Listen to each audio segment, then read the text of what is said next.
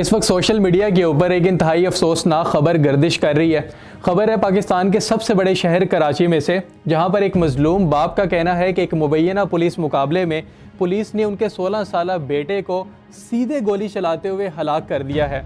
आज की इस वीडियो में आपको बताएंगे कि इब्तदाई तौर पर यह वाक़या कैसे पेश आया, लियाकत महसूद जो कि इंतकाल करने वाले नौजवान के वालिद हैं, उनका इस बारे में क्या कहना है और इब्तदाई तौर पर यह मुकदमा किसके ख़िलाफ़ दर्ज किया गया। आज की वीडियो में तमाम तर तफसीलात आप लोगों के साथ शेयर करेंगे।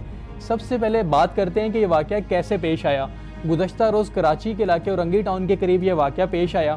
अब लियाकत महसूद का इस बारे में कहना है क्योंकि उनका बेटा कॉलेज का तालिब इल्म था, तो अरसलान महसूद और उनका दोस्त जिनका नाम यासिर बताया जा रहा है, वो कोचिंग क्लासेस के लिए जा रहे थे कि रास्ते में पुलिस ने बगैर किसी वार्निंग के सीधे गोली चलाते हुए उनके बेटे को हलाक कर दिया और उसके साथ जो उसका दोस्त मौजूद था वो शदीद ज़ख्मी है।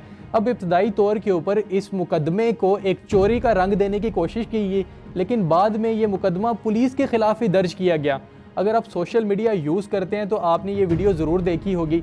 ये वीडियो है अब्बासी शहीद अस्पताल में, जहाँ पर लियाकत महसूद, अरसलान महसूद के वालिद आपको मौजूद नज़र आएंगे।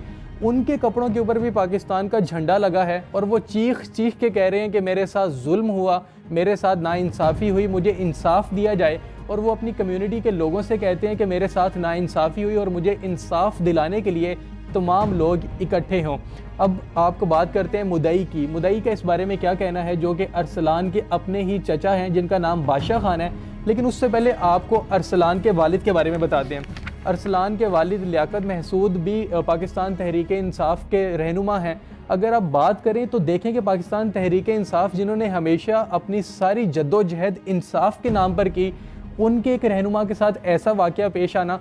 तो कराची में पाकिस्तान तहरीक इंसाफ के रहनुमा हैं शेख हलीम आदिल। वो इस वाक़े के बाद अब्बासी शहीद अस्पताल पहुँचते हैं, उनके साथ पुलिस के आला ऑफिसर्स भी पहुँचते हैं। लियाकत महसूद से बात की जाती है और उसके नतीजे में पुलिस के एक SHO को मुअत्तल जो इस वाक़े में मुलव्विस थे और एक सिपाही को गिरफ़्तार कर लिया जाता है। अब ये वो वाक़या था जो इब्तदाई तौर पर पेश आया। अगर आप मुदई की बात करें तो मुदई जो अरसलान के चचा हैं, उनका कहना है कि हम लोग किसी काम से कराची के इलाके नेवल में गए हुए थे कि हमें अरसलान के वालिद लियाकत महसूद की कॉल आती है और वो कहते हैं कि उनके भतीजे को गोलियां लगी हैं, आप जल्दी से अब्बासी शहीद अस्पताल आएँ।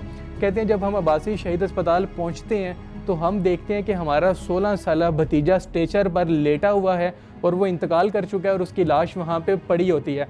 अब मुदई का इस बारे में कहना है कि अगर पुलिस की इब्तदाई कार्रवाई के बारे में बात करें तो पुलिस के SHO आते हैं और वो नामी गिरामी कार्रवाई करते हैं, लेकिन बाद में इस मुकदमे को जब चोरी का रंग दिया जाता है उसके बाद पुलिस के ख़िलाफ़ ही मुकदमा दर्ज किया जाता है और पुलिस के एक SHO को पुलिस के आला ऑफिसर्स मुअत्तल करते हैं और इस वाक़े में मुलव्विस एक सिपाही को गिरफ़्तार भी कर लिया जाता है। तो इसका मतलब तो ये है कि इस वाक़े की कड़ी कहीं ना कहीं पुलिस के साथ ज़रूर जुड़ती है।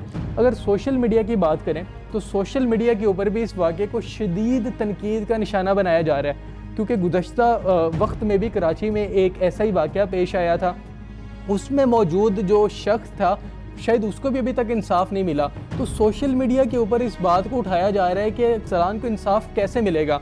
तो एक बहुत बड़ा सवाल है जो इस वक्त सोशल मीडिया के ऊपर उठाया जा रहा है। अब इसमें ट्विटर शामिल है या फेसबुक शामिल है, हर जगह के ऊपर उस मजलूम बाप की वीडियोस को शेयर भी किया जा रहा है। अब ये तो वो इब्तदाई तमाम तर मालूमात थी जो हम लोगों ने आपके साथ शेयर की कि ये वाक़या कैसे पेश आया, अरसलान के वालिद का इस बारे में क्या कहना है और इब्तदाई तौर पर जो मुकदमा है वो पुलिस के ख़िलाफ़ कैसे दर्ज किया गया।